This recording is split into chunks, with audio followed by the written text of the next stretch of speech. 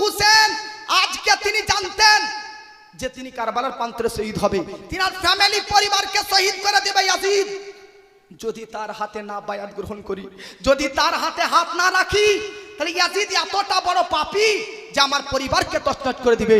ইমাম হুসেনের কাছে পরিবারের চেয়ে, মা বাপের চেয়ে, আজকে আত্মীয় স্বজনের চেয়ে, ছেলে মেয়ের চাইতে তার কাছে ইসলামটা বেশি দামি ছিল। জোরে বলেন। যদি ইমাম হুসেন তার মেয়ের সাকিনার কথা ভাবতো, আলী আসগার আলী আকবরের কথা ভাবতো, যদি ইমাম হুসেন তার ভাইপুদের কথা ভাবতো, তো ইমাম হুসেন মুআজ্জাজ ইয়াজিদের হাতে হাত রাখতো।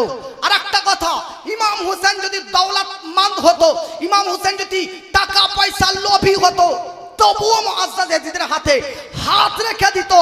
लेकिन दुनिया वालों को क्या सबक मिलता जे कोई इस्लाम होकर भी दौलत के सामने झुक गया, दौलत के सामने सर रख दिया।